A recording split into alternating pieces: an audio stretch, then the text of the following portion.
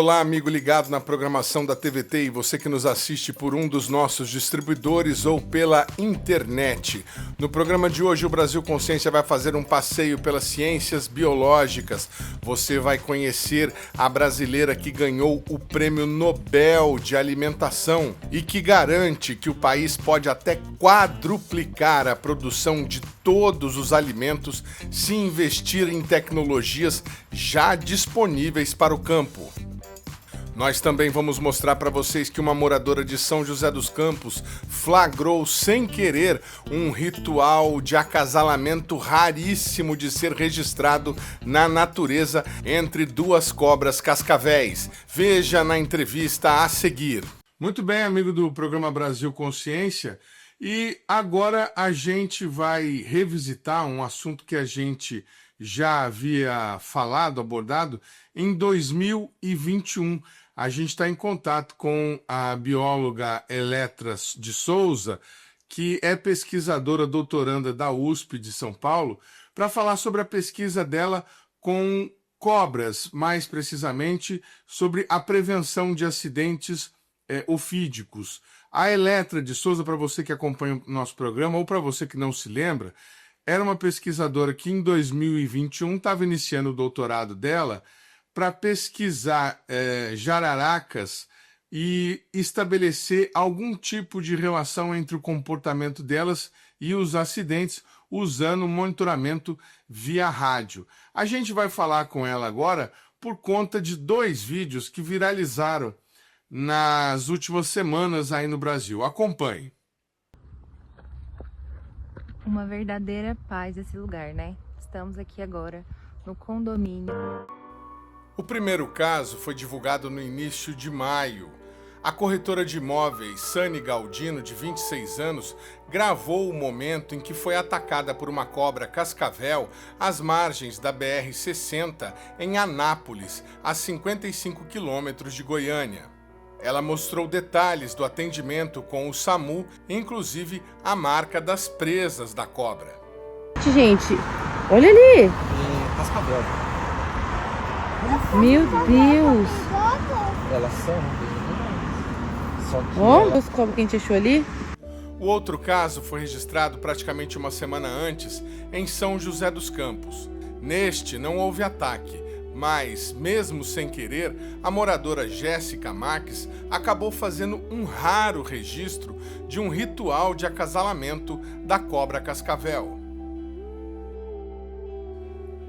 Muito bem, e tem uma peculiaridade, inclusive. A Eletra é de São José dos Campos, onde a gente tem esse registro aí dessas 2 cobras. Eletra, eu estava me preparando para perguntar para você se essas cobras eram um casal, mas você já me alertou que não. O que é esse comportamento aí que a Jéssica conseguiu registrar às margens da Via Norte? Então, esse comportamento, ele é super interessante, inclusive, né, para nós que estudamos serpentes, é super difícil de encontrar na natureza, e ele representa um comportamento de combate entre 2 machos. Então, algumas espécies de serpente, né, não só de serpente, mas outros répteis também, durante a época de acasalamento, os machos eles entram em disputa pelas fêmeas. E essas disputas elas podem ser inclusive físicas, né, como é o caso da cascavel. Então, esse comportamento a gente chama de dança combate, e a ideia desse comportamento é que o macho que cansar por último tem acesso à fêmea, né? Então, ele ganha a disputa e ele tem vantagem em acesso à fêmea. Poxa, que coisa interessante. É comum registrar esse tipo de ritual? Não é comum, é super difícil. Sempre que a gente tem um registro desse em natureza, a gente inclusive costuma publicar esse registro, né, em artigos científicos, para corroborar, né, que é um comportamento reprodutivo que acontece na época de reprodução, porque a gente está, né, na época de reprodução das cascavéis, que é agora no outono e inverno. E sempre que a gente observa um comportamento desse na natureza, a gente tenta relacionar, né, com a época do ano, com se esse comportamento está previsto para acontecer nesse momento e tal, e tudo isso ajuda a gente a corroborar essas hipóteses de que seja um comportamento reprodutivo, que aconteça aí na época reprodutiva da espécie. Muito interessante, principalmente esse aspecto aí de ser um ritual de acasalamento. Só uma dúvida, eles não se picam enquanto eles estão disputando, é só um exercício de força entre eles? Em geral, eles não se picam. Pode acontecer, já a gente já teve relatos, principalmente em cativeiro, né, de picadas acontecendo. Mas em cativeiro a situação é outra, porque em geral os bichos ficam de fato mais estressados, né, em situações de cativeiro. Mas na natureza a gente nunca teve nenhuma observação de picada, então eles realmente fazem um trabalho aí de resistência e força, né? Ver quem aguenta mais tempo, fazendo aquela dança toda e tal. E provavelmente havia uma fêmea ali por perto que eles estariam disputando. É, sim, provavelmente ela estava por ali. A Eletra de Souza, ela é especializada em ecologia de serpentes e lagartos, principalmente nessa questão da biologia reprodutiva. E esse período aí de reprodução tem alguma relação ou não com o outro incidente, o outro vídeo que a gente viu da cascavel que atacou lá a moradora que andava às margens da rodovia em Goiás? Então, na época reprodutiva, em geral, os machos, né, eles estão mais ativos em busca das fêmeas e engajando, né, nesses rituais. Então, digamos que esse período é um período bastante estressante para esses animais, assim, né, porque eles têm uma alta demanda de gasto energético justamente para conseguir se reproduzir.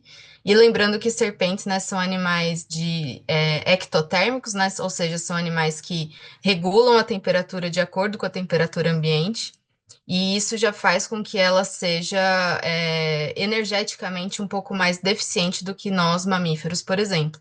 Isso gasta muita energia para manter as forças vitais do animal, né?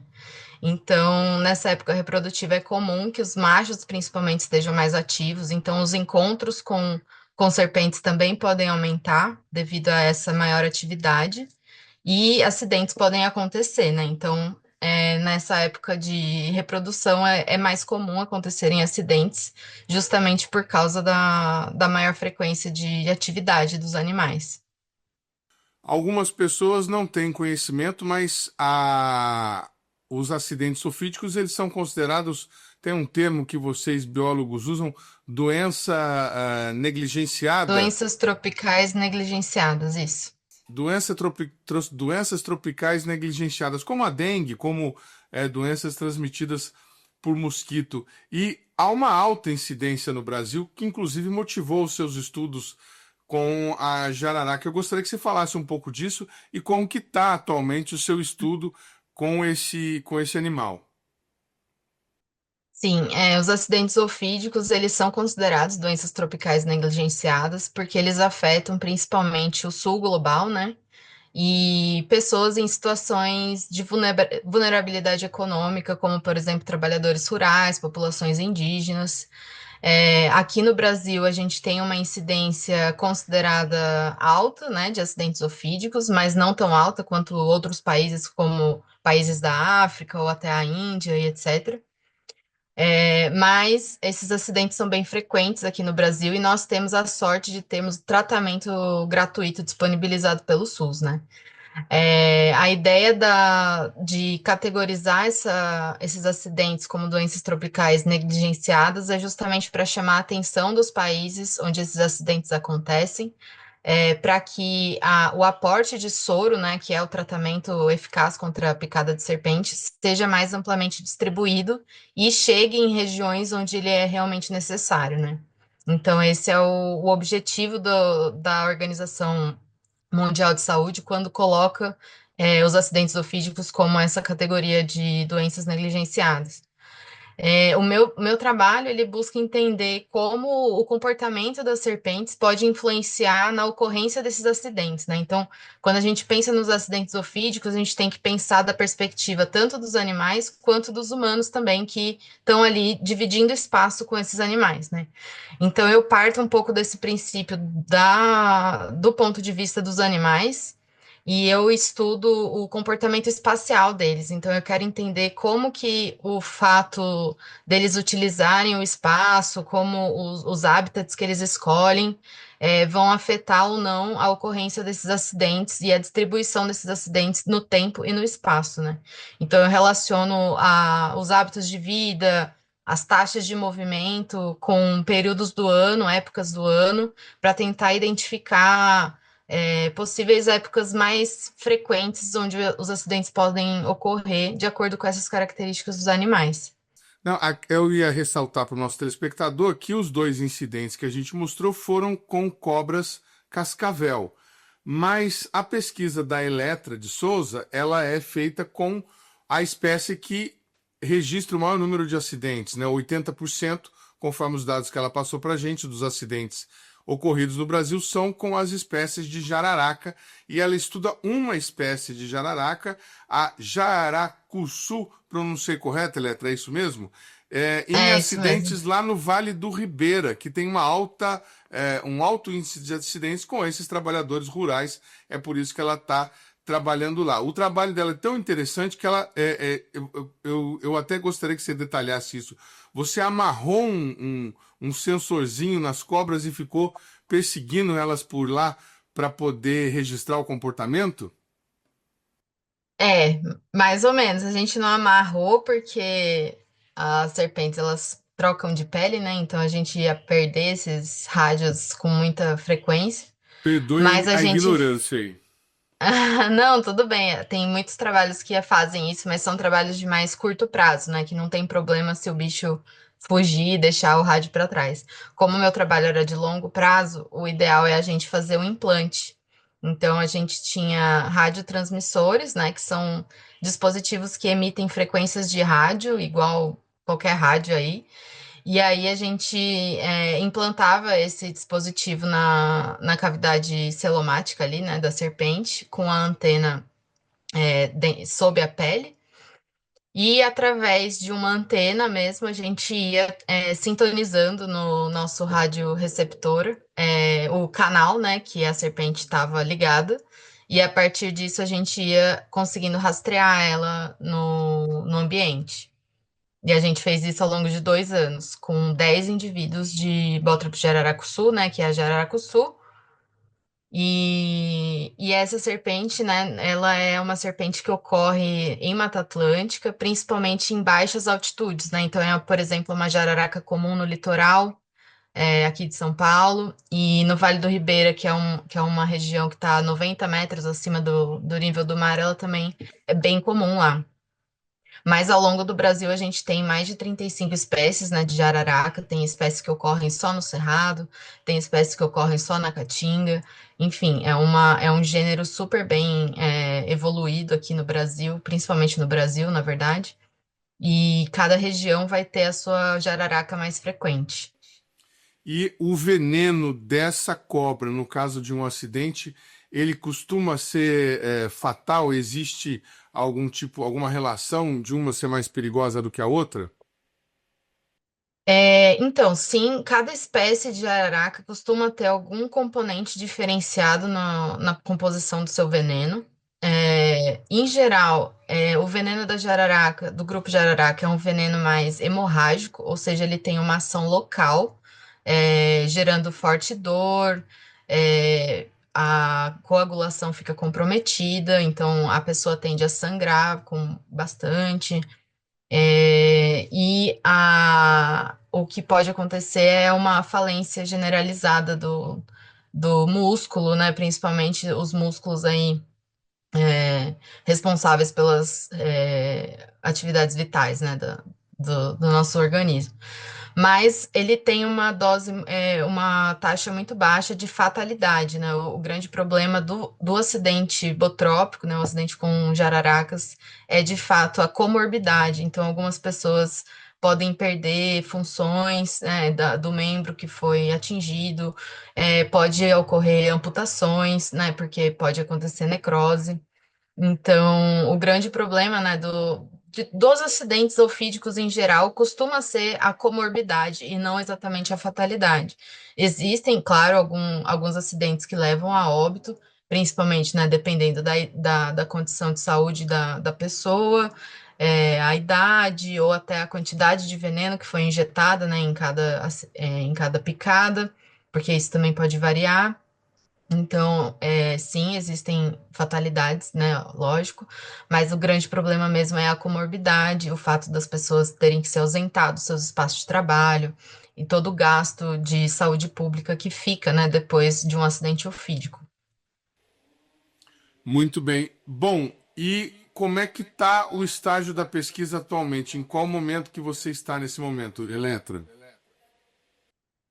Bom, agora eu estou no último ano do meu doutorado, então eu estou escrevendo a minha tese, analisando meus dados, e eu espero terminar agora no final desse ano. Eu já fiz toda a coleta de campo, né, toda a coleta de dados, e agora eu estou mesmo olhando para esses dados e tentando relacionar eles com as perguntas que eu tenho, né? Então eu estou tentando identificar taxas de movimento maior ou menor ao longo do ano, se existem diferenças entre machos e fêmeas, se as espécies ocupam lugares de descanso que a gente pode identificar algum tipo de padrão, né, entre esses espaços, porque eles são animais bastante sedentários, né, na verdade, então eles apresentam diversos momentos de ficar simplesmente parado no mesmo lugar.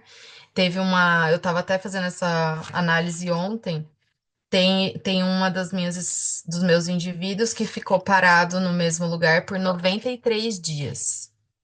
Então, a gente também tenta identificar, né, quais são esses lugares que elas escolhem para ficar ali quietinhas, né, por bastante tempo, e por que que elas escolhem ficar paradas por tanto tempo, né? Então, são todas essas coisas que a gente coletou em campo e que agora eu estou olhando com mais calma para tentar identificar padrões, né, nesses comportamentos. Que coisa interessante, 3 meses parada, ela não se alimentou nesse período? Provavelmente sim, porque essa espécie ela se alimenta de uma estratégia que a gente chama de senta e espera. Então ela não corre atrás ativamente das suas presas, ela fica ali quietinha e assim que passa uma presa, ela se aproveita disso para se alimentar. Então ela pica, espera a presa morrer e vai atrás da presa para se alimentar. É uma estratégia que a gente chama de senta e espera, e dentre as serpentes tem diversas espécies que apresentam esse tipo de estratégia. Nossa, que coisa mais interessante, bacana mesmo, Eletra. Bom, para quem não se lembra, né, em 2021, quando a gente abordou a Eletra pela primeira vez, foi porque ela havia sido selecionada pela revista Nature para uma divulgação mundial, né, como que o cientista se parece, e fizeram lá a publicação de uma foto dela trabalhando no laboratório. Agora, no ano passado, em 2024, essa exposição foi para uma estação de metrô em Londres. Chegou aí lá em Londres ver sua foto, Eletra? Infelizmente não. Não tive esse dinheiro todo, não, para ir lá tirar uma foto. Mas eu pedi para um amigo meu falar com uns parentes dele, que ele é de Londres. E aí a irmã dele foi lá e tirou foto para mim. Então tá certo. Olha, eu quero agradecer demais, Eletra, a sua participação aqui no nosso programa. A gente deseja sucesso aí no seu doutorado e que essa pesquisa possa ajudar a minimizar aí os acidentes ofídicos. Muito obrigado, viu? Obrigada a você pelo convite. Fico à disposição. O programa Brasil Consciência vai para um rápido intervalo e, na sequência, a gente entrevista a pesquisadora da Embrapa, Mariângela Hungria, vencedora do Nobel da Alimentação. É um instante só, não sai daí.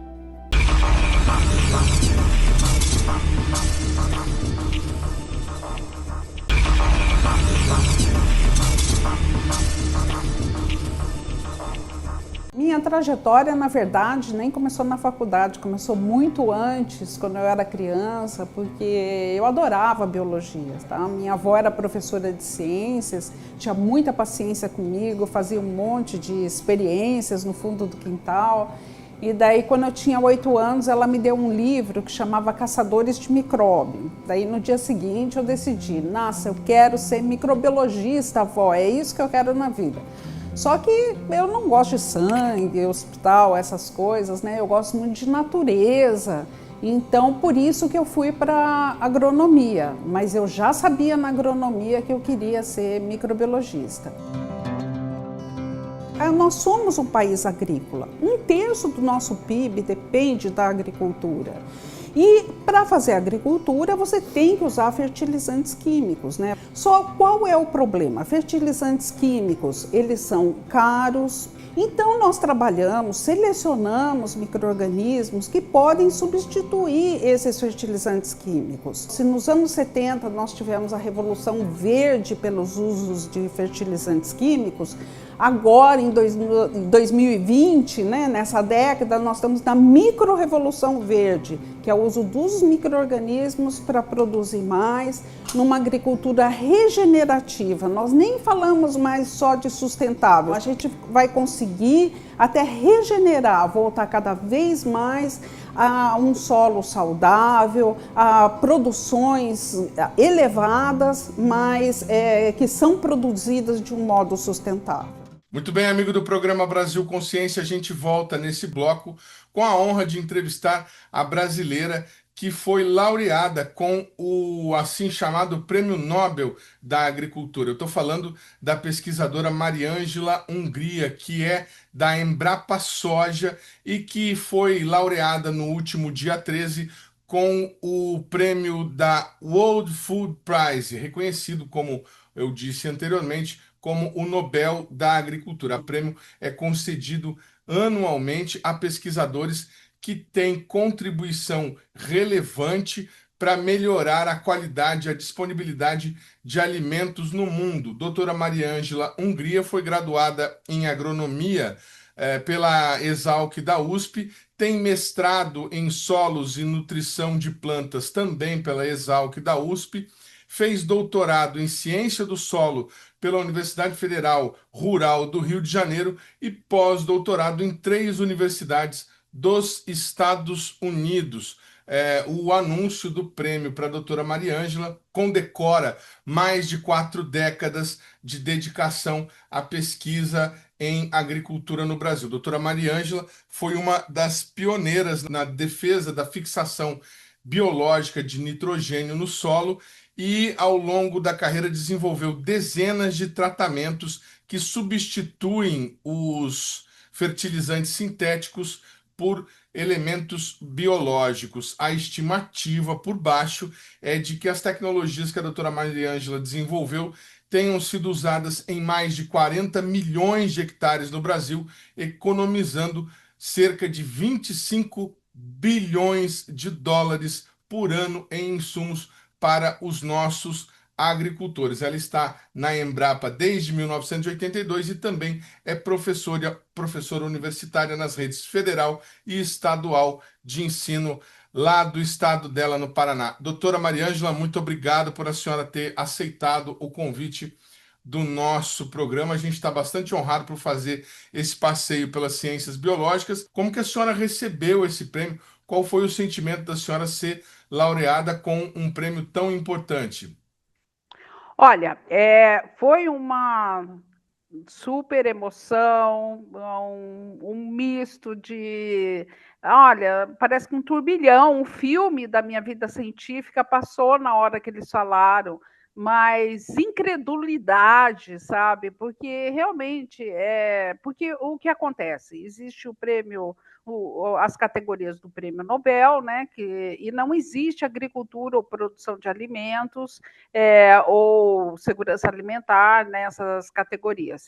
E em 1970, Norman Borlaug, que era também um engenheiro agrônomo, ele fez aquilo que se chamava de Revolução Verde, ficou chamado de Revolução Verde, porque o mundo estava muito preocupado com a teoria malthusiana, que a população cresceria exponencialmente, realmente a produção de alimentos já estava faltando.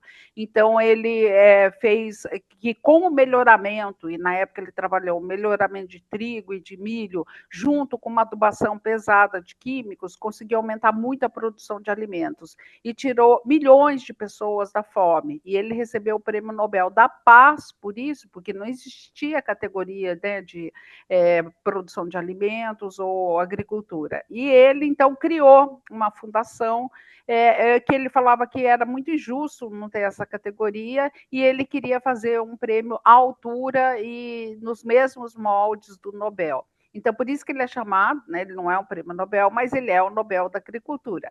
Então, imagina, eu aqui no interior do Paraná, com todas as dificuldades da ciência brasileira, todas as dificuldades do tamanho do país, que a gente quer atender todos os agricultores, receber a notícia que ganhou o equivalente ao Nobel, entende? Nossa, até agora está difícil de acreditar, viu? Mas como é que a senhora recebeu o prêmio? Alguém ligou para a senhora? Viu uma cerimônia que a senhora estava assistindo? Como é que foi? Não, foi assim, foi em fevereiro, eu recebi um e-mail que eles queriam fazer uma videochamada, porque quando eles entregam lá o prêmio, tem uma semana que chama de diálogo Norman Borlaug, que é muito importante. Assim, são palestras, discussões, as mais relevantes do mundo no nosso tema. E eu entendi nessa semana, eu fiquei super histérica e feliz. E eu comecei a falar feito uma louca, porque eu estava muito feliz, falando, ai, não acredito, eu vou poder falar, olha, os biológicos brasileiros, a gente pode falar muita coisa para o mundo, porque está um sucesso, porque eu tenho resultados incríveis, nem acredito que vocês vão dar essa oportunidade para mim, sabe, assim, histérica mesmo. E 3 pessoas assim, né? E daí eles falaram assim, agora a gente pode falar? Eu falei, ai, desculpa, tal. E aí que eu estava empolgada demais. Claro, podem falar realmente o que vai ser. Dentro de mim, eu já pensei que eles iam falar, não, vamos cortar essa mulher, que essa mulher é louca, né? Não queremos isso aí. Daí eles falaram, não, olha, você vai ter muita oportunidade de falar, mas não vai ser uma palestra, você vai vir e vai falar porque você ganhou o prêmio. Eu, que prêmio? Eles, não, o prêmio. Eu falei, o prêmio? Eles falaram, sim, o prêmio. E ainda ganhou sozinha e foi por unanimidade do comitê, que é um comitê secreto, né? Que a gente não pode falar quem é. Nossa, eu comecei a chorar, né? O que eu ia fazer? Eu comecei a chorar, falei, não acredito, não é verdade. E eles falaram, e daí era a presidente lá da fundação, era o ex-secretário da Agricultura dos Estados Unidos, que foi do governo Biden, e mais um membro lá da fundação. Só que daí eles falaram, só que tem mais uma coisa. Eu falei, e o quê? Falou, você tem que tem que comprovar, não, tem que garantir que você vai vir aqui na semana de outubro, né? Obrigatório que você venha aqui presencialmente. O anúncio vai ser feito, você não vai estar presente no anúncio, mas você está proibida de comentar com qualquer pessoa sobre o prêmio, e o anúncio vai ser em maio. Então, eu falei, qualquer pessoa fala, tá bom, um familiar, um colega, tal, não mais do que isso, porque não pode vazar. Então, você imagina que você saber, e ainda eu, né, que sou assim, meio aberta, né? Você saber que você ganhou o top do prêmio, não poder contar para ninguém por 2 meses. Olha, essa parte acho que foi a mais difícil mesmo. Daí, no dia 13, nossa, eu estava super nervosa, porque até o fim, ai, será que eles vão me anunciar mesmo? Será que não vão mudar de ideia? E daí, dia 13, assim, eu fui até para São Paulo, que minha filha mais velha mora lá. Eu falei, eu quero assistir junto com as 2 filhas, né? Então, fui com a minha filha mais nova para assistir com a mais velha, e daí pelo menos eu pude falar, né? Que nem eu estou falando aqui com você. E deve ter sido difícil ir trabalhar esses 2 meses, entrar na Embrapa e não contar para ninguém, né? Nem fale, olha, foi difícil. Doutora, a gente está vivendo, ou tem vivido no nosso país, no mundo mais ou menos, né?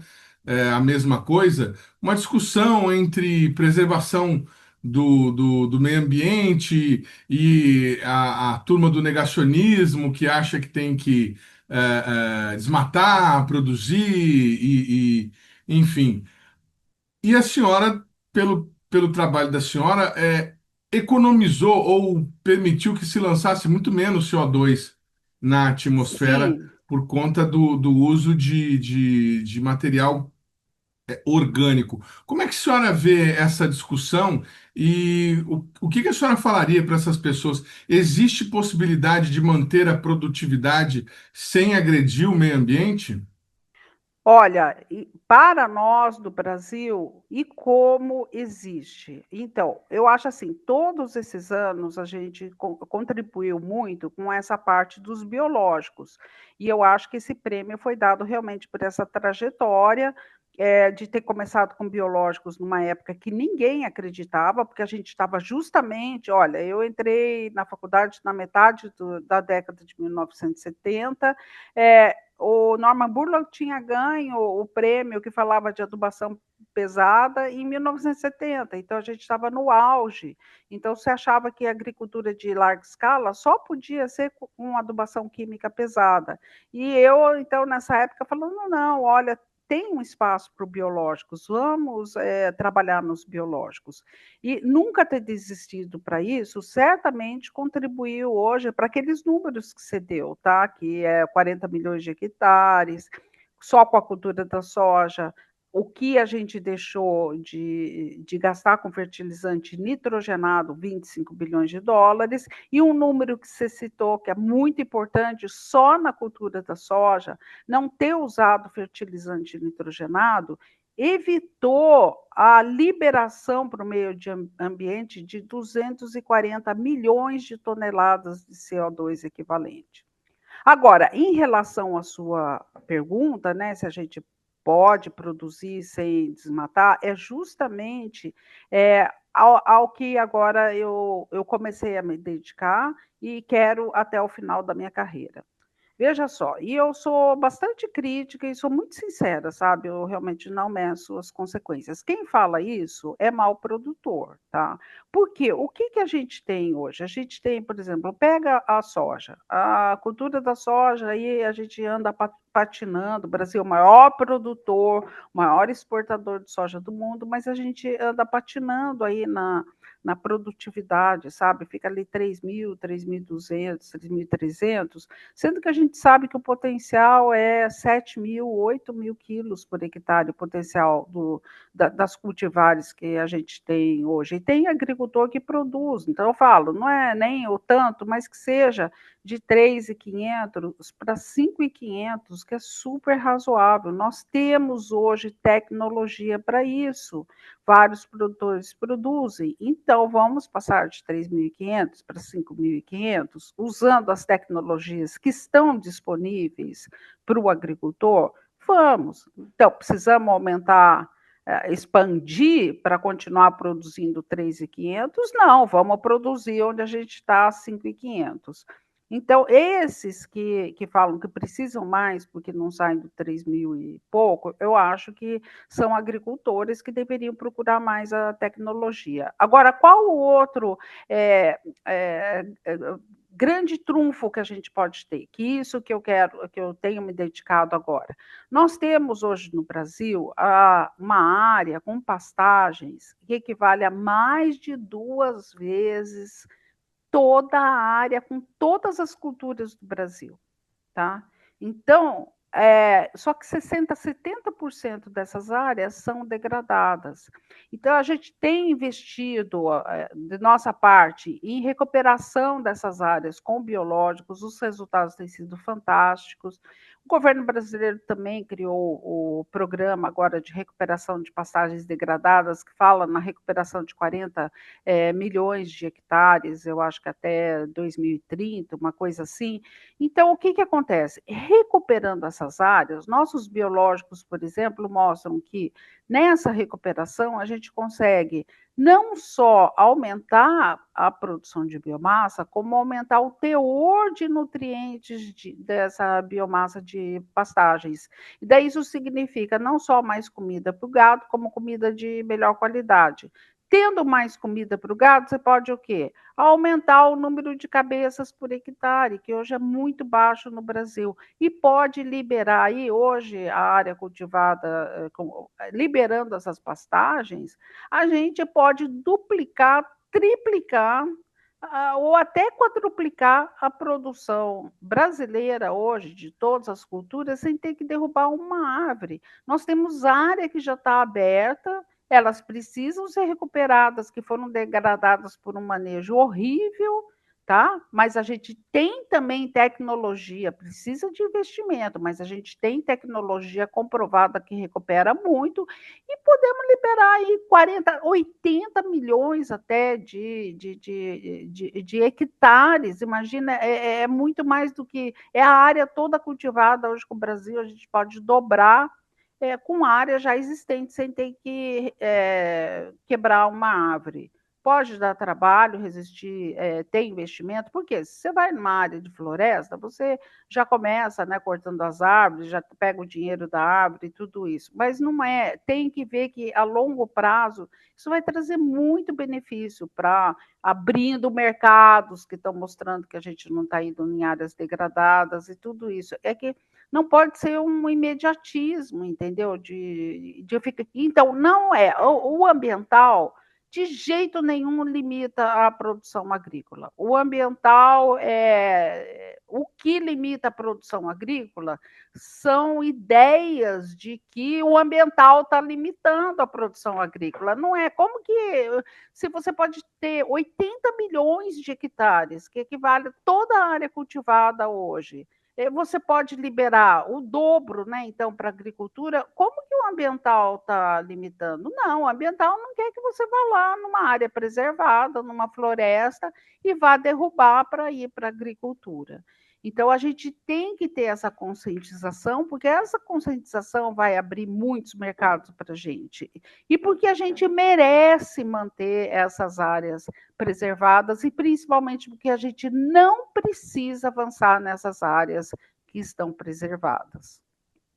Olha, que coisa interessante ouvir a doutora Mariângela falando sobre esses aspectos. Esse pessoal que costuma defender o agro, que o agro é pop, costuma ser contra a ciência, e justamente a ciência é a promotora do desenvolvimento agrícola no Brasil. A senhora que tem mais de 4 décadas de trabalho nessa área, é testemunha ocular de que o Brasil só é potência agrícola graças ao trabalho da Embrapa e dessas tecnologias que a senhora ajudou a desenvolver, como essa da questão da fixação do nitrogênio no solo. Eu queria que a senhora falasse um pouco disso, porque é importante que a gente ressalte para as pessoas o quanto isso foi fundamental para que o Brasil se tornasse a potência agrícola que ele é hoje.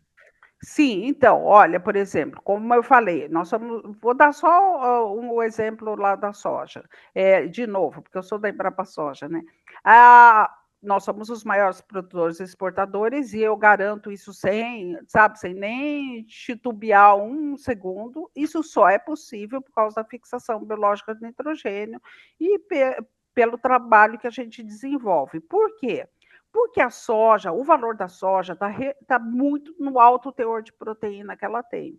Tanto que tem gente, é altíssimo teor dela, por isso que ela é transformada, grande parte da soja em alimentação para frango, porco, ou mesmo gado confinado, né? Então, às vezes eu acho engraçado que as pessoas falam, não sei por que cultiva tanta soja só para exportação. Não, nós consumimos a maior parte da soja que a gente produz, e daí fala assim, mas eu não como soja, e daí você fala, mas você come frango? Não, frango.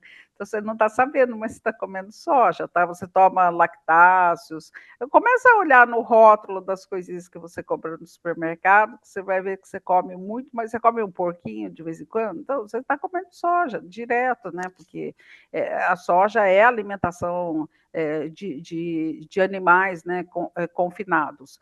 Mas daí o que acontece? A gente tem essa limitação no país, que é um país agrícola, tá? E é o absurdo que a gente importa 85% de todos os fertilizantes químicos que a gente usa, tá? Então, isso é um absurdo. Era 60%, desmantelaram as indústrias, passou a ser 85%, e a gente tem uma dependência enorme. Um dos fertilizantes mais caros é o nitrogênio, ele é o mais caro, o mais poluente, tá? Então, a gente paga em dólar por ele. Além disso, a eficiência de uso dos fertilizantes químicos é baixa. No caso do nitrogênio, raramente nas nossas condições é superior a 50%. O que quer dizer lá? Você compra $100 do fertilizante, paga essa fortuna e ainda perde 50, só vai aproveitar 50, tá? Então, e como eu falei, é o mais poluente. 1 quilo de nitrogênio fertilizante equivale a 10 quilos de equivalente de CO2. Ele é o mais poluente que existe. Então, no caso da soja, altamente rica em proteína, em tudo, a gente seria inviável economicamente. Mas existem algumas bactérias, porque aqui o ar que a gente respira é quase 80% N2, a molécula N2. E esses dois são duas moléculas, então, de nitrogênio, com uma ligação entre elas muito forte. Na indústria, para quebrar, a gente precisa de uma média de 6 barris de petróleo por tonelada de amônia, porque a pressão e altas temperaturas para quebrar essa ligação, tornar o nitrogênio disponível, fazer o fertilizante. E alguns micro-organismos, principalmente bactérias, tem uma enzima lá que evoluiu há bilhões de anos até, e ela consegue fazer a mesma coisa, quebrar essa tripla ligação. Só essas bactérias na natureza conseguem fazer isso. Ela quebra e faz o mesmo nitrogênio que é lá da indústria e dá esse nitrogênio para a planta. Um nitrogênio até mais eficiente de ser translocado para os grãos, tal, porque um nitrogênio que veio da coevolução com a planta hospedeira. Então, o que nós trabalhamos? Nós trabalhamos na seleção de bactérias, a maior capacidade possível de fazer esse processo que nós chamamos de fixação biológica do nitrogênio, transferindo o nitrogênio para a planta.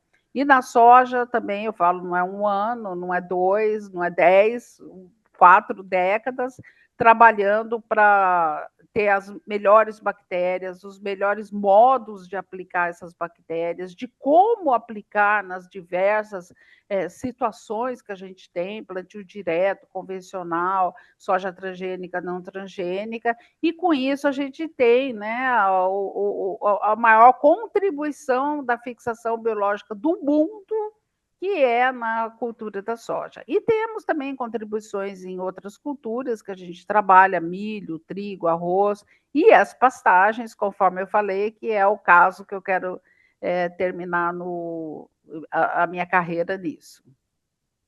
Interessantíssimo, até porque essa questão dos fertilizantes esteve muito em discussão quando começou a guerra da Ucrânia e surgiu a questão da importação dos fertilizantes russos, né, a retomada da fábrica aqui no Brasil e o próprio, como a senhora falou, desmantelamento das fábricas que a gente tinha que eram ligadas à Petrobras. O Brasil depende desse fertilizante químico. A gente teria condições de usar só o biológico, doutora? Não, no tipo de agricultura que a gente faz, na escala que a gente tem hoje, não. A gente realmente precisa dos fertilizantes sintéticos. Por quê? Porque é muita agricultura, é muita planta, a gente não tem ainda o conhecimento suficiente de biológicos para suprir todas as demandas. A gente tem uma super contribuição do nitrogênio, está agora com um produto que tem contribuição para o fósforo, estamos trabalhando no potássio, mas no caso do fósforo, do potássio, parcial, tá? O único processo que consegue 100% é esse da fixação biológica do nitrogênio com leguminosas, como soja, feijão, calpi e tal. A gente consegue fixação biológica parcial em grãos, em pastagens, né? E fósforo, potássio, a gente está trabalhando muito em solubilização das fontes que a gente tem aqui no Brasil. Então, a gente não tem tecnologia para ser 100%, a gente precisa dos fertilizantes sintéticos.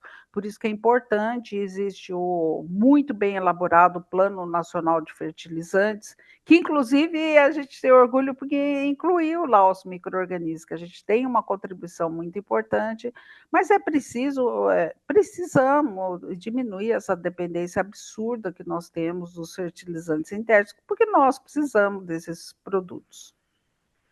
O programa Brasil Consciência vai para um rápido intervalo, mas na sequência a gente continua conversando com a doutora Mariângela Hungria. Um instante só, não sai daí.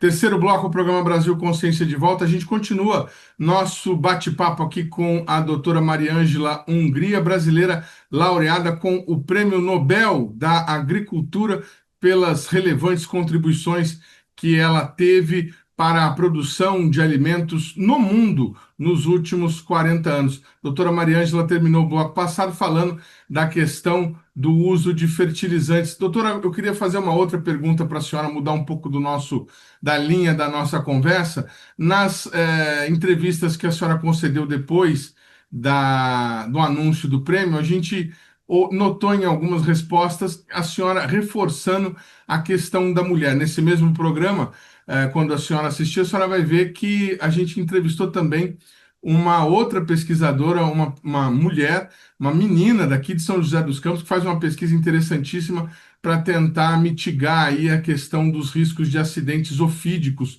com cobras no Brasil. Como é que foi para a senhora trabalhar nesse meio agrícola nos últimos anos? Há um impedimento, há uma dificuldade maior de ser aceita, de ser ouvida por ser mulher? Olha, eu fui fazer agronomia, né? Que nem eu falei, metade da década de 1970, era um ambiente extremamente masculino, extremamente machista, e eu ainda era uma menina da cidade, entendeu? Eu não tinha tradição, não tinha fazenda, não tinha nada. Eu fui porque realmente eu queria muito ser cientista e produzir alimentos com micro-organismos, né? E então tinha o preconceito de ser mulher da cidade e falando de biológicos que não tinha futuro.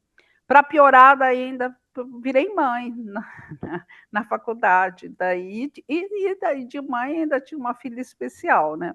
Nossa, eu era o total improvável, e meus amigos falavam, ai que pena, você é tão inteligente, jogou toda a sua vida fora, né? E daí isso não era fácil.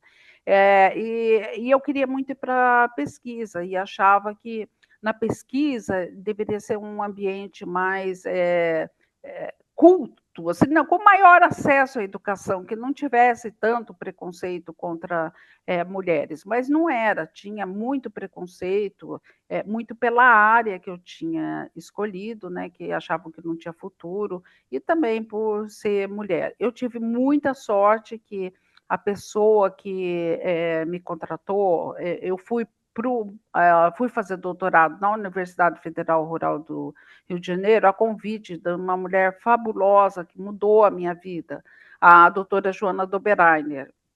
Ela, inclusive, foi candidata a Prêmio Nobel de Química. Ela era uma mulher inteligentíssima, fabulosa, incrível, a maior cientista que eu conheci. E ela era da Embrapa, me convidou para fazer doutorado lá, e depois de 8 meses, ela me ofereceu, falou que queria que eu fosse contratada pela Embrapa. Eu fiquei assim, porque tinha uma fila de gente, né? Eu falei, nossa, mas doutora Joana, tem tanta gente, por que eu? Ela era bem assim, sabe? Não, porque é você, se não for você, não vai ser ninguém. Hoje, quando eu penso, sabe, o que eu devo a ela, porque eu não consegui nem estágio na faculdade. Eu trabalhava, né, porque eu tinha família, mas toda vez que eu ia pedir um estágio, me recusavam, sabe, porque é mãe, vai ter trabalho com criança. E a doutora Joana, ela viu em mim aquele amor profundo que eu tinha pela ciência. Ela deve ter achado que eu era uma pessoa capaz. Ela não viu em mim que eu era mãe de duas filhas, de uma filha especial e morava a centenas de quilômetros de qualquer parente que pudesse me ajudar. Eu nunca vi a doutora Joana ter um preconceito contra alguém que tivesse maternidade ou qualquer problema. Então, eu sou extremamente grata a ela, não só por ter me ensinado ciência, como não ter sido mais uma pessoa que falou não para mim. Depois, eu posso falar que toda a minha carreira eu realmente sofri tipos de preconceito, mesmo na pesquisa, mas principalmente por ser mãe de uma filha especial, que muitas vezes eu tinha que falar, não, olha, eu não posso viajar, porque eu estou com esse problema, agora está há uma época que eu tenho que me dedicar a isso, mas também as pessoas não veem que parte desse prêmio, eu acho que a maior parte desse prêmio foi por causa da minha filha especial. Por quê? Porque eu falava assim, não, eu não posso viajar, tanto, eu adoraria ir, congressos no exterior que me convidam, mas não posso ir. Mas o que eu vou fazer? O que eu posso fazer? E eu gosto muito de escrever. Então, eu falei, nossa, uma coisa que eu posso fazer tranquilo é escrever. Vou escrever os artigos científicos, livros, folder para agricultor. Eu vou me concentrar numa coisa que eu posso fazer nos tempos que eu não posso viajar. Eu viajei, sempre que eu podia, eu atendia aos pedidos. Mas e essa parte dos artigos científicos, hoje lá da minha área no Brasil de Ciências Agrárias, eu sou a top, a número 1, jamais imaginaria isso, eu sou a que mais tem o índice de publicação, o índice H, né? No Google Scholar já está H100, até eu fico sempre no ranking número 1, sou considerada lá em Stanford em 1%. Se não fosse a minha filha, se não fosse essa limitação, eu não estaria aí. Então, o que eu acho assim, pessoas que têm um problema na vida não podem considerar, isso aí vai limitar a minha carreira, minha produção. Não, porque todas as coisas exigem diferentes ações, então você tem que pensar, bem, eu não posso fazer isso, mas o que eu posso fazer que daí eu vou me concentrar naquilo e de repente encontro um colega, que nem eu tenho um colega de trabalho maravilhoso, Marco Antônio Nogueira, que ele adora viajar, então ele assume muitas viagens para eu ter que viajar menos, mas daí eu me concentro em escrever as coisas do nosso grupo. E o interessante é que eu tive muito preconceito em relação, principalmente, à minha filha deficiente, e uns 5 anos me pedindo para falar da carreira pessoal e científica, e daí eu expus isso. E desde então eu passei a ser um porta-voz, porque a recepção foi tão incrível. Várias pessoas com filhos deficientes, com problema, passaram a escrever, falando, olha, eu achava que não ia dar certo, depois que eu vi que você que chegou onde chegou, você tinha esse problema, então estou me sentindo capaz de ir. E foi uma das experiências, tem sido uma das experiências mais incríveis da minha vida, esses e-mails, ou em palestra que eu comento alguma coisa, tem gente que chega às lágrimas, abraçando, nossa, agora eu sei que eu vou poder porque você conseguiu. Então, eu acho isso muito importante. Qual é a comorbidade que a filha da senhora tem, por gentileza? Desculpa a pergunta. Ela tem deficiência mental múltipla, é um quadro meio misto, mas posso te falar que é meu super tesouro, que é a pessoa mais carinhosa do mundo, que eu acho que eu sou a pessoa mais amada do mundo, tá? Porque não tem uma filha que ama tanto, até me preocupa, né? E ela sempre foi uma inspiração, porque eu acho assim, quem tem um filho com necessidades especiais, sabe que se preocupa muito com o futuro, com o que vai deixar para o filho, como que vai deixar o filho, e como que vai deixar o filho inclui deixar um mundo melhor, sabe? Um mundo que aceite a diversidade, um mundo que seja ambientalmente melhor, sabe? Eu acho que a gente se preocupa muito com isso, então nós, pais de filhos especiais, temos um carinho especial por sustentabilidade agrícola também, tá? Eu tenho um filho autista e eu entendo um pouco do que a senhora está falando, é até inspirador. Muito obrigado pelas palavras que a senhora disse. Bom, e eu gostaria de entrar num outro assunto agora. A senhora participa do projeto brasileiro da Space Farm Brasil, que está aí com o desafio de colocar o Brasil no projeto Artemis, buscando algum tipo de cultura, algum tipo de plantio que possa ser feito na estação lunar que está sendo projetada pelo projeto, astronautas que devem ficar por longos períodos lá no espaço, então é necessário ter alguma maneira de produzir alimentos na Lua. Como é que a senhora vê esse projeto e qual é a capacidade do Brasil de desenvolver essa tecnologia hoje?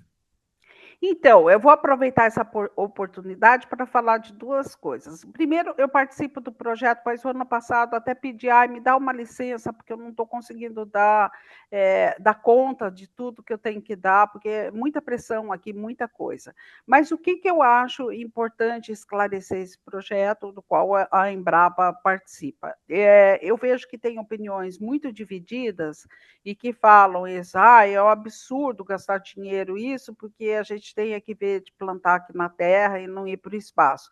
Então, nesse ponto, eu quero esclarecer uma coisa, e que nem eu acho que vale muito a pena você convidar a Alessandra, uma das coordenadoras, uma pessoa excepcional, e para ela vir falar do projeto, mas eu só quero esclarecer uma coisa.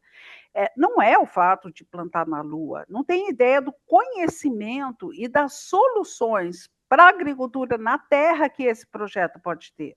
Por exemplo, foram colocadas sementes e a batata doce e o grão de bico para dar a voltinha no espaço. Não é que foi dar uma voltinha com as estrelas lá, acho que era Britney Spears lá, tal. Não é isso. Voltando, essas sementes vão ser analisadas, vão ver mutações. Por exemplo, você pode procurar mutações que vão permitir que a gente acelere muito o melhoramento de plantas, por exemplo, a tolerância à seca, que é um problema seríssimo. Então, tem todo o viés científico e de esperança de que a gente possa conseguir mutações que vão acelerar muito o programa de melhoramento de plantas também, micro-organismos estão indo, até eu estou mandando lá um micro-organismo para eles mandarem para o espaço. Então, não é isso de, vamos cultivar aqui, isso é desperdício de dinheiro. Não, pode evoluir muito a ciência. Então, é um equívoco quem dá a notícia errada, assim como é um equívoco da empresa. Que empresa privada vocês acham que teriam investido 4 décadas que investiram em pesquisa na minha área? Pode ter sido assim, não um grande investimento, porque não tinha recursos, mas eu tenho 4 décadas de apoio de uma empresa pública fazendo um trabalho que era considerado zero esquerda, que ninguém confiava, ela confiou e hoje dá só na soja 25 bilhões de dólares de economia para o país. Que empresa pública faria isso? Que empresa privada faria isso? Que empresa privada iria investir em pesquisa e tecnologia para ter hoje a coisa fantástica que nós temos de plantio direto no Brasil, entende? Que é o país que tem mais plantio direto, protegendo o solo, impedindo lixiviação de solo para rios, para açudes. Que empresa teria essa criatividade de criar um sistema integração lavoura, pecuária, floresta? Só que o quê? Também a gente vai na mídia, sai lá, Embrapa dá prejuízo. Por quê? Porque a gente não vê de nada, daí sai lá, Embrapa paga os salários e investe em pesquisa. Então, nós somos sempre na lista lá, aparece como empresa que dá prejuízo para o país. Nós temos um cálculo muito interessante que chama balanço social, tá? Que eu acho que desse ano deu que o real investido na Embrapa dá um retorno para o país de R$ 25.